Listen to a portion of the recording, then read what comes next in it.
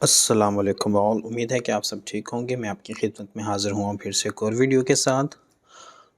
हम जैसे कि ई कैट लेक्चर सीरीज़ पे हैं, हम फ़िज़िक्स हमारा इस वक्त सब्जेक्ट चल रहा है और चैप्टर 4 हो गए थे। आज हमारी बारी है चैप्टर 5 की। चैप्टर 5 है सर्कुलर मोशन। तो इसमें मैंने ये ब्लैंक स्लाइड छोड़ी हुई है इसमें, क्योंकि मैंने थोड़ी चीज़ें एक्सप्लेन करनी थी। मैंने आप लोगों को शायद चैप्टर 2 में बताया था कि मैं आपको लीनियर और एंगुलर कुछ टर्म्स बताऊंगा जो उनके लिए सिंबल्स यूज़ होते हैं। तो पहले बात कर लेते हैं डिस्प्लेसमेंट की। तो जो डिस्प्लेसमेंट है इसके लिए मैं से लीनियर मोशन को एल एम कह देता हूँ और एंगुलर मोशन को ए एम कह देता हूँ।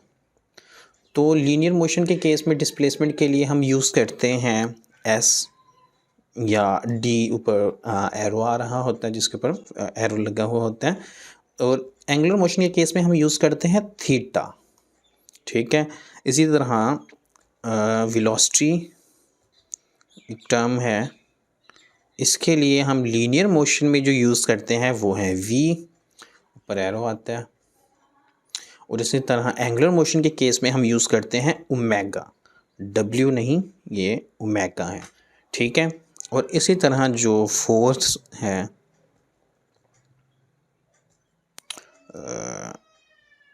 उसके लिए हम यूज़ करते हैं, पूरा लिखूँ ना लिखूँ बहुत मुश्किल है वैसे इसके ऊपर लिखना, या मैं उसके टच पैड के साथ कर रहा हूँ तो फोर्स के लिए है जी एफ,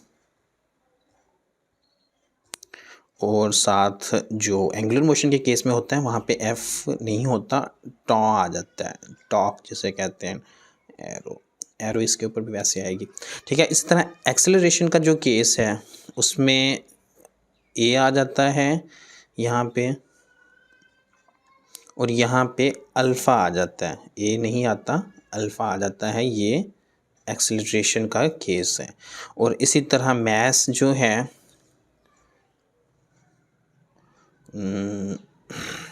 काफ़ी ज़्यादा वैसे इस पर टाइम लग रहा है, इससे तो अच्छा मैं पहले लिख देता, लेकिन उसमें एक्सप्लेन करना थोड़ा सा हो जाता।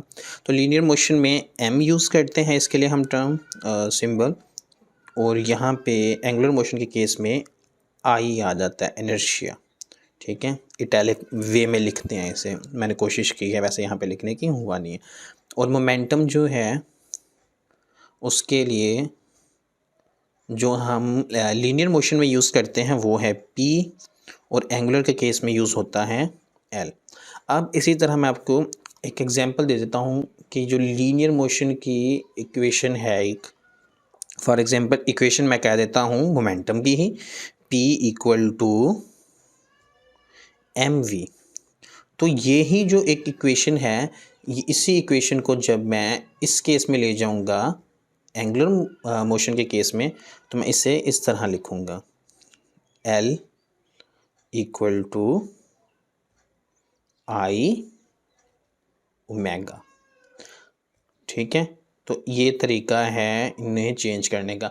तो पेपर में वो पूछ क्या सकता है, अब हमने ये डिस्कस तो किया, तो हमने ये डिस्कस क्यों किया है, वो पूछ सकता है कि डिस्प्लेसमेंट को एंगुलर मोशन के केस में किससे रिप्रेजेंट करते हैं, या फोर्स को किससे रिप्रेजेंट क्या करते हैं। या ऊपर कोई एक इक्वेशन दे देगा और कहेगा कि इसका लीनियर फॉर्मेशन ये है, एंगुलर के केस में इसकी फॉर्मेशन क्या होगी। तो इस तरह कुछ भी वो पूछ सकता है। ये मोस्ट बेसिक हैं लीनियर और एंगुलर टर्म्स, तो मैंने ये यूज़ किया क्योंकि मोस्टली ये ही इसी से रिलेटेड ही वो पूछेगा, अगर कुछ पूछा भी तो उसने। आगे है हमारे पास यूनिफॉर्म सर्कुलर मोशन और नॉन यूनिफॉर्म सर्कुलर मोशन।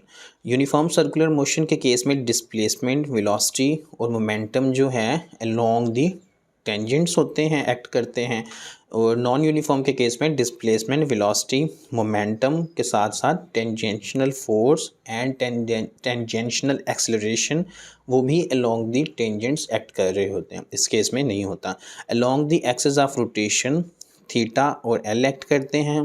अभी हम पीछे देख के आए हैं कि थीटा किसके लिए यूज़ होता है और एल किसके लिए यूज़ होता है। Along the axis of rotation theta, L and torque and angular acceleration. तो ये इनके लिए जो सारे भी मैंने पीछे दिखाए थे डिस्प्लेसमेंट के, ये हैं मोमेंटम के लिए, टॉर्क के लिए यानी कि फोर्स जो है टेंजेंशनल फोर्स, एंगुलर एक्सेलरेशन इस तरह ये वो सारी वही चीज़ें यहाँ पे आ रही हैं। Towards the centre FC centripetal force centre की तरफ होती है और सेंट्रीपिटल एक्सेलरेशन भी, और ये दोनों के केस में सेम ही है। अच्छा हम रिमूव नहीं करते। All the quantities that acts along the tangent called also called linear quantities, यानी कि वो तमाम क्वांटिटीज़ जो टेंजेंट के साथ एक्ट कर रही होती हैं उन्हें लीनियर क्वांटिटीज़ भी कहा जा सकता है। In uniform circular motion speed and kinetic energy remains constant. इसके केस में के ई और जो है हमारे पास स्पीड वो कांस्टेंट रहती है, इसके केस में नहीं। Work done by FC is zero, ये मैंने कल एक्सप्लेन किया था पिछले चैप्टर में कि क्यों सेंट्रीपिटल फोर्स के केस में वर्क डन ज़ीरो होता है और इसी वजह से पावर भी ज़ीरो होती है इसके केस में। ये हमने कल वाले चैप्टर में डिस्कस कर लिया था। अच्छा जी, आगे है मोमेंट ऑफ इनर्शिया। तो मोमेंट ऑफ इनर्शिया पहले तो है क्या चीज़। मोमेंट ऑफ इनर्शिया जो है किसी भी चेंज को ना अपोज कर रहा होता है। इनर्शिया किस पे डिपेंड करता है, मैस पे और distribution of mass, not upon axis of rotation, ठीक है ना। तो वो यहाँ पे एक्सिस ऑफ रोटेशन के बारे में अगर कहे कि कर दिया जाए कि ये कर दिया जाए या चेंज कर दिया जाए ये क्या होगा उससे इफेक्ट, तो एक्सिस ऑफ रोटेशन से कोई फ़र्क नहीं पड़ेगा। अगर मैस को डबल करता है तो उससे फ़र्क पड़ेगा। फ़र्क कैसे पड़ेगा वो आपको उसका इक्वेशन याद रखनी पड़ेगी। और इसी तरह डिस्ट्रीब्यूशन ऑफ मैस में अगर कोई चेंज आ जाए तो उसकी बेस पे ही वो होगा। एंगुलर मोमेंटम जो है axis of rotation passes through the pivot point, ये तो उसके मतलब कि कह सकते हैं कि डेफिनेशंस वाइज पॉइंट्स हैं। Perpendicular to the pivot point, perpendicular to the plane of circle, angular momentum जो होता है। As torque is called moment of force, moment, हाँ अभी जैसे मैंने पीछे बात की थी एंगुलर मोशन के केस में हो जाता है फोर्स का टॉर्क होता है। And also angular momentum called moment of linear momentum, जैसे कि हमने अभी भी ये पीछे देखा है एंगुलर मोमेंटम के लिए L यूज़ हो रहा था और लीनियर के केस में P था, यहाँ पे F था, तो यहाँ पे टॉर्क आ गया था T का, स्मॉल t का सिंबल। ये इक्वेशन बनी हुई है हमारे पास एंगुलर मोशन के केस में। ये L ओमेगा है, W नहीं है, ये ओमेगा है। थोड़ा सा राइटिंग में भी फील हो रहा हो वैसे। सो result from the above expression states, क्या स्टेट करता है, if no torque acts on a system moment of inertia is inversely proportional to the angular velocity, यानी कि टॉर्क अगर L यहाँ पे हो जाए, फॉर एग्जांपल कहता है कि एक्ट ना कर रहा हो या ज़ीरो कह दो या कांस्टेंट कह दो, तो इनका आपस में जो रिलेशन बन जाता है, एक चीज़ कम होगी तो दूसरी चीज़ बढ़ रही होगी उसी हिसाब से। The angular momentum of a body is changed from 2 joule second to 8 joule second in 3 seconds. Calculate external torque. तो जो इसे सॉल्व करना चाहें पहले पॉज कर लें। सॉल्यूशन है, टॉर्क का फार्मूला यूज़ किया हुआ है del P/T, यहाँ पे वही काम किया हुआ है जो आपको पहले एक मिनट हमने ये इक्वेशन हमने डिस्कस की हुई है पहले, आई थिंक चैप्टर 3 में की हुई थी ये।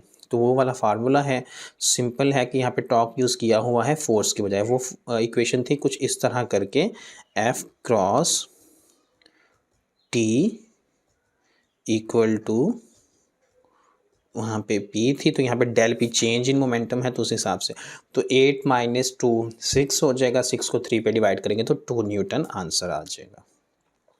कहता है if earth stops spinning the value of G will slightly increase.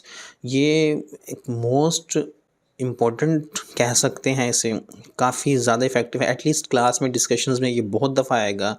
और इवन आप लोगों के जो एकेडमी के टेस्ट होंगे अगर कोई अटेंड करेगा तो वहाँ पे भी ये बहुत ज़्यादा आएगा। पेपर में मैंने खुद नहीं वैसे कभी ख़ास देखा, इस पर डिस्कशंस बहुत हुई थी, हमारी डिबेट्स बहुत हुई थी। इवन मेरे कुछ क्वेश्चंस ऐसे होते थे कि टीचर्स अक्सर कंफ्यूज हो जाते थे उन्हें लेके, और मुझे 2-2 3-3 हफ्ते के बाद जवाब मिलता था अक्सर का। अच्छा जी, the cause of gravity is the curvature of space and gravity, ये सिंपल एक लाइन है, ये याद कर लीजिएगा। बुक में आई थिंक ये लिखी हुई है साइड पे बॉक्स में कहीं पे। Every freely falling body feels to himself weightless, यानी जो भी बॉडी फ्रीली फॉल कर रही होती है उसे वेटलेस आप खुद को फील कर रही होती है वो। रियल एंड अपीयरेंट वेट, इस चैप्टर का लास्ट इम्पोर्टेंट टॉपिक जो है। तो जी रियल वेट क्या है, नॉट बी नेगेटिव, हाँ, एक हकीकी वज़न जो है, रियल और अपेरेंट वेट का पहले थोड़ा सा फ़र्क देख लें। रियल वेट एक ऐसा है वेट जो असल में होता है, यानी कि जैसे फॉर एग्जांपल मेरा जो वेट है वो है मौजूद है। एक होता है अपेरेंट वेट जो नेगेटिव हो सकता है, वो किसी जगह पे हो सकता है, हो किसी जगह पे नहीं। जैसे कि वो अक्सर आप लोग कहते हैं कि you are not born on wrong planet, इस तरह कुछ करके क्या कोड थी मुझे याद नहीं आ रही। एक फेसबुक पे आती है अक्सर कि अगर आपका वज़न प्लैनेट अर्थ पे इतना है तो आपका मून पे वज़न इतना होगा, तो आप मोटे छोटे नहीं हैं, आप बस गलत प्लैनेट पे बॉर्न हो गए, इस तरह कुछ करके हैं। तो उस हिसाब से अपेरेंट वेट डिफरेंट होता है, जो कंडीशंस के हिसाब से चेंज हो सकता है, और ये नेगेटिव हो सकता है, लेकिन रियल वेट कभी भी नेगेटिव नहीं हो सकता। The apparent weight of all the freely falling bodies is zero. जैसे कि अभी पीछे पढ़ा था हमने कि वेटलेस फील कर रहे होते हैं तो ये ज़ीरो होता है, महसूस होता नहीं है वैसे। Real weight is that weight which is calculated in inertial frame of reference. ये डेफिनेशन प्रॉपर वे में आ गई।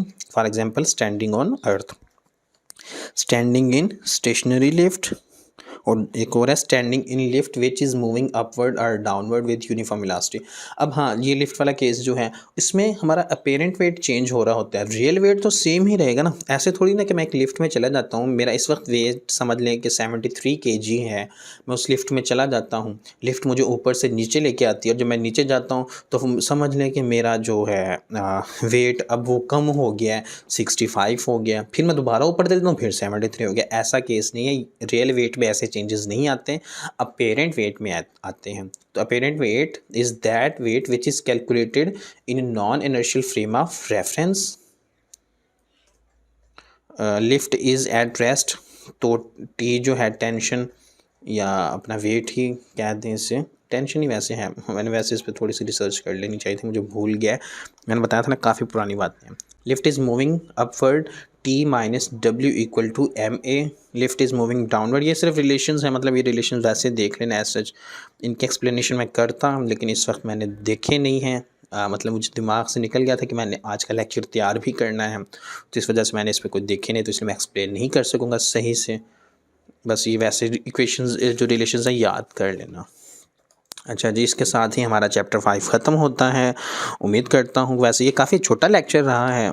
जो नेक्स्ट चैप्टर है ना, आपको उसके बारे में अभी बता दूँ, बहुत इम्पोर्टेंट चैप्टर है, बहुत डिटेल में पढ़ने वाला चैप्टर है, और इवन के मेडिकल वालों के लिए तो खैर बहुत इंपॉर्टेंट है। उसकी वीडियो भी शायद थोड़ी सी ड्रैग हो जाए, लेकिन ये शॉर्ट वीडियो थी, तो इसे कंक्लूड करते हैं अभी यहीं पे। अगर ये वीडियो अच्छी लगे तो अपने दोस्तों के साथ शेयर करें, चैनल को सब्सक्राइब करें, और जैसे मैं बार बार कह रहा हूँ कि अपने जूनियर्स को इन्फॉर्म करें ताकि आप हेल्प आउट कर सकें। एटलीस्ट उन बच्चों को तो लाजमी इन्फॉर्म करें जो एकेडमी अफोर्ड नहीं कर सकते, क्योंकि एकेडमिक एक्सपेंसेस बहुत ज़्यादा हैं, मेजॉरिटी नहीं अफोर्ड कर सकती, तो उनका एटलीस्ट फ़ायदा हो जाएगा इससे।